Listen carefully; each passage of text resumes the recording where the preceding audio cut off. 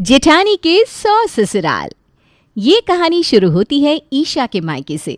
ईशा जो दिखावे और दुनियादारी में इतनी ज्यादा लगी रहती थी कि उसे अपने घर वालों की चिंता ही नहीं होती थी।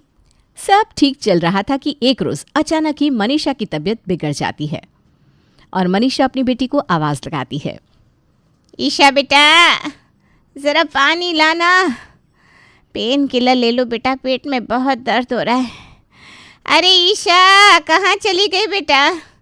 ये लड़की हमेशा काम के वक्त कहीं ना कहीं चली जाती है। इसके पापा को एक कॉल लगाना पड़ेगा। मनीषा मुरारी को कॉल लगाती है और घर के नीचे दुकान छोड़कर मुरारी भागता हुआ ऊपर आता है। अचानक इतना ज़्यादा पेट में दर्द कैसे हो गया? ईशा कहाँ है? दवाई नहीं दी क्या उसने आपको? अरे पता नहीं कहाँ है, सुबह से तबीयत ठीक नहीं लग रही थी मेरी। मैंने बोला भी था बेटा कहीं मत जाना, अब देखिए कहाँ चली गई। ज़माना कितना ख़राब है। मुरारी ईशा को कॉल लगाता है पर ईशा कॉल नहीं उठाती। कुछ देर बाद डॉक्टर आते हैं और मनीषा का चेकअप करके लौट जाते हैं। आप जाइए जी, दुकान को स्टाफ के ऊपर इतनी देर छोड़ना सही नहीं है। अब मुझे ठीक भी लग रहा है। मुरारी दुकान में जाता है जहां मोहन आटा लेने उसके पास आया था।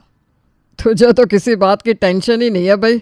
ईशा जैसी बेटी को पैदा कर दिया तूने, अब बुढ़ापे की फिक्र करने की ज़रूरत ही नहीं पड़ेगी।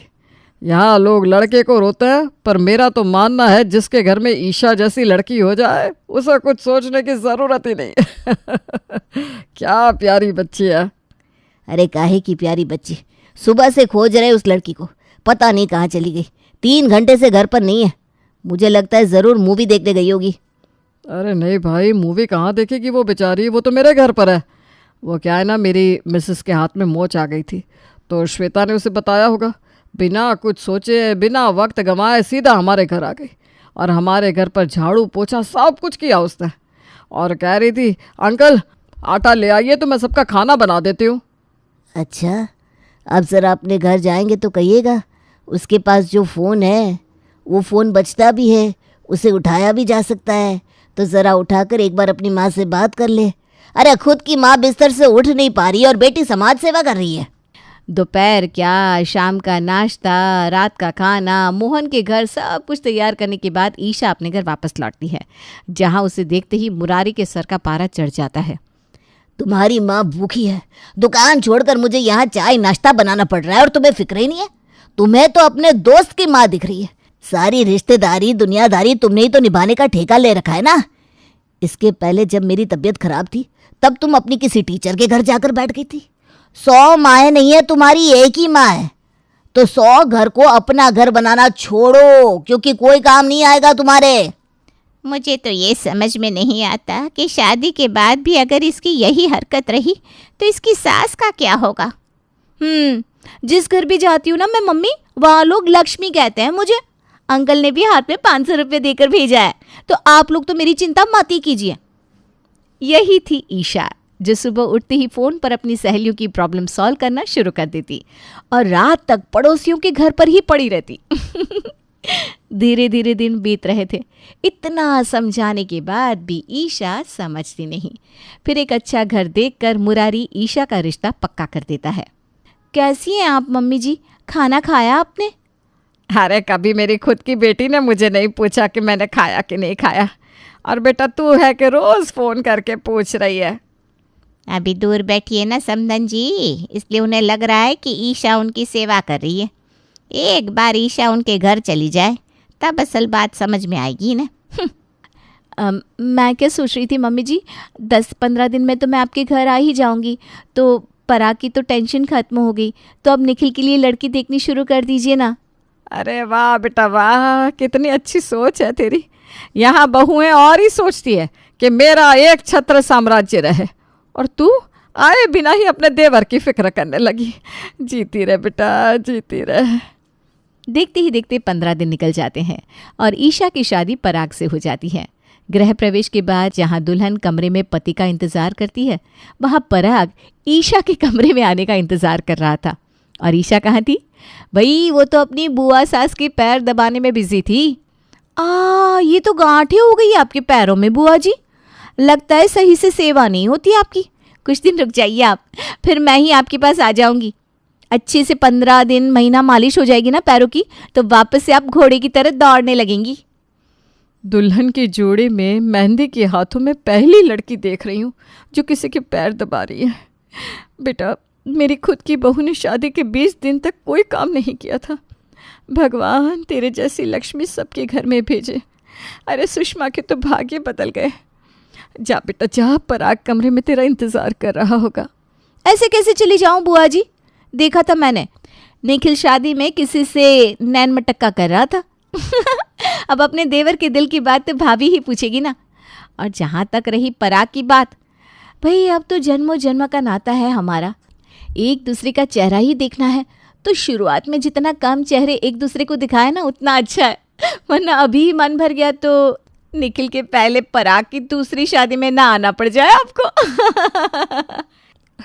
मजाकिया तू बड़ी है बेटा, बहुत बड़ी मजाकिया है।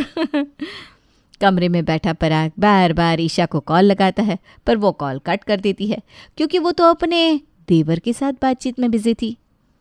कितना तड़पाएगी ये लड़की मुझे, पता नहीं कहाँ चली गई ईशा।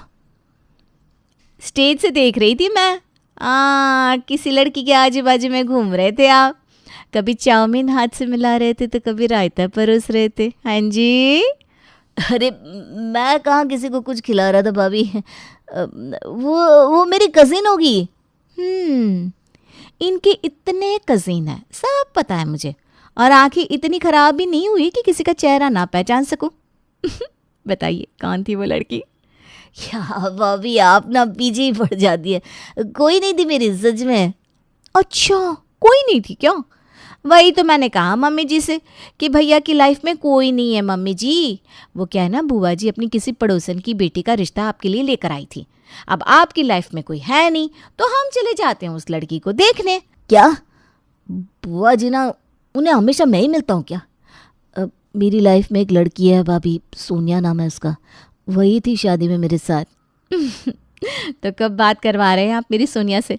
क्योंकि सोनिया को इस घर में बस मैं ही ला सकती हूँ। अगली सुबह आसपास वाले नई बहू की मुंह दिखाई के लिए आते हैं।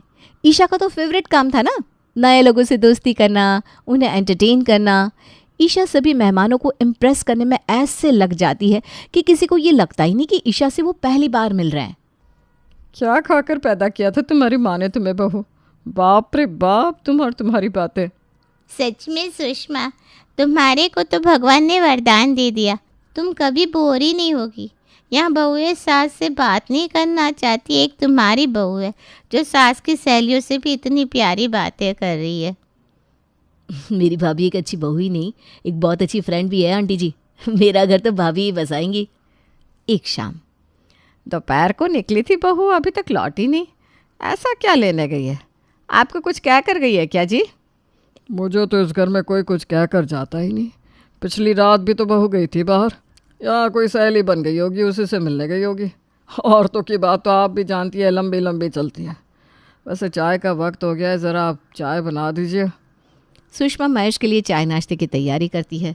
इसी तरह शाम के 7 बज जाते हैं, पर अभी तक ईशा घर नहीं लौटी थी। 7 बज गए, अभी तक नहीं आई ईशा। ऐसा कहाँ गई है? कितनी बार मैंने फ़ोन किया। आज हमें मूवी के लिए जाना था, 8 बजे तो मूवी शुरू भी हो जाएगी। तो पिक्चर देखने जाने वाला है, कब वो आएगी, कब तुम दोनों पिक्चर देखने जाओगे? फिर तो बन गया रात का खाना। बहू के भरोसे बैठे रहेंगे हम सब तो भूखे ही रह जाएंगे। मैं ही कर देती हूँ खाने की तैयारी। अरे नहीं नहीं मम्मी, तुम क्या क्या करती रहोगी, चलो हम सब बाहर ही खा लेते हैं। पराग अपने पापा मम्मी के साथ तैयार होकर घर से निकलने लगता है, तभी दरवाजे से निखिल और ईशा घर वापस लौटते हैं। 125 मिस्ड कॉल। आप लोग तो रुकते ही नहीं। पराग का कॉल आना बंद होता है तो पापा जी करने लगते हैं, पापा जी रुकते हैं तो मम्मी जी आप। अपने मायके जाकर नहीं बैठ गई थी मैं, अपनी देवरानी को ढूंढने गई थी। मेरी फ्रेंड की एक बहन है, सोनिया नाम है उसका। मेरी फ्रेंड ने बोला कि सोनिया से तुम मिल लो, बात कर लो, अगर अच्छी लगेगी तो निखिल की बात चला देना। तो बस सोनिया के बारे में पता करने गए थे मैं और निखिल। मुझे तो लड़की समझ आई है, अब निखिल को भी ठीक लगी। क्यों निखिल? अब हाँ मम्मी, अच्छी लड़की है, जॉब भी करती है, सब कुछ पता लगा लिया हमने, परिवार भी ठीक है, आगे बात चला देते हैं। सुषमा तो अपनी जिम्मेदारी से मुक्त होना चाहती थी। वो सोनिया के घर निखिल का रिश्ता ले जाती है और पहले से एक दूसरे के प्यार में पड़े निखिल और सोनिया फौरन राजी हो जाते हैं। बहू बनकर सोनिया निखिल के घर आ जाती है। अरे निखिल, ये साड़ी कैसे पहनते हैं? मुझे साड़ी पहननी नहीं आती। ओहो, ये भी प्रॉब्लम है। अच्छा तुम रुको, मैं अभी भाभी को बुला कर लाता हूँ। अपनी भाभी के गुणगान गाने वाला निखिल उसे ढूंढता हुआ अपने घर के हॉल में जाता है। किसे ढूंढ रहा है तू? अपनी भाभी को? वो घर पर नहीं है। पहले सोनिया और तेरी सेटिंग करवाने बाहर चली जाती थी, अब पता नहीं किसकी भलाई करने गई है। तो फिर साड़ी पहनने में सोनिया की मदद कौन करेगा? तुम ही चलो ना मम्मी। क्या क्या करूं मैं? पराग को टिफ़िन बना कर दूं, तेरे पापा के नाश्ते की तैयारी करो, या फिर तेरी बीवी को साड़ी पहनाओ? अभी कुछ देर में मेहमान भी आएंगे। पता नहीं किस दिन ईशा को बहू बना कर लाई थी मैं, बहू होने का सुख ही नहीं मिल रहा। कुछ देर बाद जैसे ही मोहल्ले की औरतें सोनिया की मुंह दिखाई के लिए आती हैं, ईशा भी वापस अपने घर पहुंच जाती है। अब तो छोड़ दे मुझे बेटा, कितनी चिंता करेगी मेरी। तेरी बहू मेरे घर पर थी सुषमा, वो क्या है ना, मेरी बहू के पैर में फ्रैक्चर हो गया है, तो मेरे घर पर खाना बना रही थी। बनाएगी। मेरी बीवी के 100 ससुराल जो है आंटी जी, घर पर अपना पति भूखा था वो तो मम्मी नहीं होती तो शायद मुझे आज फिर से खाना नहीं मिलता, पर इसके तो 100 ससुराल है ना, सभी को देखना पड़ता है बेचारी को। अब अकेली मैं क्या क्या देखती आंटी जी, देवरानी तो ला दी मैंने, अब जो करेगी सोनिया ही करेगी। सोनिया भी आई तो अपनी जेठानी के रहमो करम से थी, तो वो अपनी जेठानी की बात को काट नहीं सकती थी। मजाक मजाक में सोनिया भी हाँ कह देती है। एक हफ्ता तो ऐसे निकल जाता है। फिर सोनिया की ऑफिस शुरू हो जाती है। हड़बड़ी में नाश्ता तैयार कर अपने जेठ और पति को टिफिन देने के बाद सोनिया नाश्ता करने बैठती है कि ईशा का फ़ोन बज जाता है।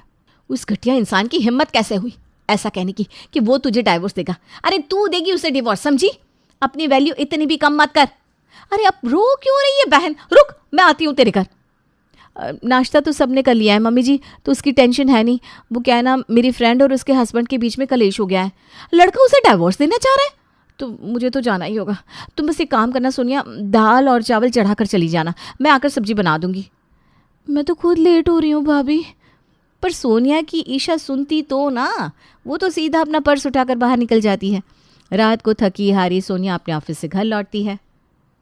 भाभी ने सब्जी तो बना दी होगी, बस रोटियां सेक देती हूँ सबके लिए, फिर जाकर कहीं बिस्तर नसीब होगा।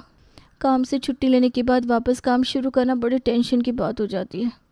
सोनिया किचन में जाती है और क्या देखती है कि स्लैब पर सब्जियां सिर्फ कटी हुई रखी हैं। ईशा ने तो उन्हें छौंक भी नहीं लगाया। ये तो हद करती जा रही है भाभी, धीरे धीरे सारा काम मुझ पर डाल रही है। अब घर और ऑफिस दोनों साथ में कैसे देखूं मैं? सोनिया गुस्से में अपनी जेठानी के कमरे में जाती है, जहां वो देखती है कि उसकी जेठानी अपनी किसी सहेली से वीडियो कॉल पर बात कर रही है। तू आ गई सोनिया? वो देखना, अभी एक फ्रेंड से ही बात हो रही है। इसका एक्स इसे परेशान कर रहा है। इन लड़कों को शर्म नहीं है ज़रा से भी। अब ये रो रही है तो मुझे ज़रा इसे संभालना पड़ेगा ना, तो सब्जी का छौंक लगा देना। ईशा के ये ड्रामे अब सोनिया की नज़रों में भी आ चुके थे। वो समझ चुकी थी ईशा सिर्फ बाहर वालों को दिखाने के लिए अच्छी है। जैसे ही कोई उसके घर का मेंबर बन जाता है, उसकी वैल्यू 0 हो जाती है। पर आज सुबह ईशा रसोई में पूरी और सब्जी बना रही थी, जिसे देखकर सब बड़े खुश हो जाते हैं। लगता है इन 99 ससुराल वालों ने लात मारती इसके मुंह पर, तब जाकर अकल आई है मैडम को, वरना रसोई में जाती कहाँ थी। चलो इसी बहाने बहू घर पर टिकेगी, वरना पूरी रात हॉल में बैठकर अपनी सहेलियों के मसले ही सुलझाती रहती थी। देर आए दुरुस्त आए मम्मी, अब उसके सामने कुछ बोल मत देना। सभी खाने की टेबल पर बैठे ईशा की पूरियां लाने का इंतजार करते रह जाते हैं और सभी के सामने ईशा 50 पूरी और सब्जी लेकर दरवाजे से बाहर निकल जाती है। ये लीजिए मम्मी जी, क्या कह रही थी आप? और क्या निकला? वो विनीता आंटी अपनी बहन के यहाँ जा रही है ना, उनकी ट्रेन का खाना बनाया है भाभी ने। ये तो हद हो गई भैया, भाभी को कुछ कहते क्यों नहीं तुम? अरे तू ही पहले भाभी के आगे पीछे भंवरे की तरह घूमता रहता था, तू ही समझाना उसे। ईशा का पूरा ससुराल इस सोच में पड़ जाता है कि किस तरह ईशा को लाइन पर लाया जाए। एक हफ्ते बाद सोनिया अपने घर पर एक डॉक्टर को लेकर आती है। हमारे ऑफिस में सभी एम्प्लॉयज़ और उनके फैमिली मेम्बर्स की फ्री हेल्थ चेकअप हो रहे हैं मम्मी जी, इसलिए मैं डॉक्टर को घर ले आई। अरे बहुत अच्छा किया सोनिया। बैठिए बैठिए मैडम, क्या ला कर दूँ मैं आपको? आप तो इन्हें खून दीजिए भाभी, ब्लड सैंपल लेने आई है मैम। डॉक्टर सभी के ब्लड सैंपल ले जाती है और 4 दिन बाद आती है रिपोर्ट्स। सभी के रिपोर्ट्स नॉर्मल होते हैं सिवाय ईशा के। अरे तुम्हारे लीवर में प्रॉब्लम है ईशा, किसी डोनर को ढूंढना होगा जो तुम्हें अपना लीवर दे सके। बहू ने इतने लोगों की सेवा की है, उसे कौन नहीं देगा लीवर। कोई अनजान भी 2 बातें कर ले तो बहू उसके जाकर उसके बर्तन तक धो देती है। बाहर के लोग क्या देंगे, हम में से कोई दे देगा लीवर, क्यों सोनिया? नहीं दे सकते हम, मैंने बात की डॉक्टर से। हम सबका ना ब्लड ग्रुप अलग है और भाभी का अलग। पर भाभी की तो इतनी सारी फ्रेंड्स हैं, पड़ोस की भी कितनी सारी फैमिली से भाभी ने इतने अच्छे टर्म्स बना कर रखे हैं। एक बार बात कीजिए ना भाभी किसी से, देखिएगा फ़ौरन राज़ी हो जाएंगे सब। हाँ तुम ठीक कह रही हो सोनिया, मिल जाएगा मुझे लीवर। पर अभी ये समझ में नहीं आ रहा मैं करूँ तो क्या करूँ। मैं मीना आंटी के यहाँ से होकर आती हूँ। यहाँ से वहाँ, वहाँ से यहाँ, वहाँ से वहाँ, ऐसा कोई भी ससुराल नहीं था जो ईशा ने ना छोड़ा हो। पर जैसे ही वो इस प्रॉब्लम के बारे में बताती, लोग फ़ोन रख देते। ऐसी बीमारी है तुझे बेटा, कहीं ये बीमारी छूने से फैलती तो नहीं ना? गलत मत समझना। वो क्या ना, मेरी बहू प्रेग्नेंट है, मैं नहीं चाहती उसे तुम्हारे कारण दिक्कत हो। आखिर काम तो मेरे वही आएगी ना। तो एक बार ठीक हो जाए उसके बाद मिलते हैं, हाँ? पक्का। ये कहकर विनीता, जिसकी ट्रेन तक का खाना ईशा ने पैक किया था, वो ईशा के मुंह पर दरवाज़ा लगा देती है। हर तरफ से हताश होने के बाद ईशा अपने घर आकर फूट फूट कर रोने लगती है। मम्मी कहती थी पराए लोगों को अपना समझकर उनका करती रहेगी, पर वो कभी तेरे काम नहीं आएंगे। किराया का घर अपना नहीं होता। मम्मी को बीमार छोड़कर मैं अपनी फ्रेंड्स के घर वालों के पास चली जाती थी। यहाँ भी तो पापा जी के साथ मैंने वही किया। कितना दर्द था उनके मसूड़ों पर मैंने उनके लिए हलवा नहीं बनाया और बुआ जी के यहाँ चली गई। और जब आज मुझे ज़रूरत पड़ी तो उनमें से कोई भी मेरी मदद करने को तैयार नहीं है। यही तो हम आपको समझाना चाहते थे जेठानी जी। आपको अगर ज़रा सी भी प्रॉब्लम होती ना तो आधा क्या पूरा का पूरा लीवर मैं आपको दे देती। और मैं अपना पूरा का पूरा दिल। पर तुम्हें कुछ नहीं होने देते हम। तुम्हें कोई बीमारी नहीं है। वो ब्लड टेस्ट झूठा था। हेल्दी बॉडी है तुम्हारी। पर ये सब हमने तुम्हें ये दिखाने के लिए किया है कि जिनके लिए तुम अपना जान प्राण त्याग रही हो वो कभी तुम्हारे सगे नहीं होंगे। तो लोगों के सामने अपनी इम्प्रेशन बनाना छोड़ दो। ईशा समझ जाती है कि वो कितनी बड़ी भूल कर रही थी। इतने बड़े धक्के के बाद वो कभी भी अपनी गलतियां नहीं दोहराती और अपने ससुराल और मायके को ही अपना मानकर एक अच्छी बेटी और बहू बनकर रहने लगती है।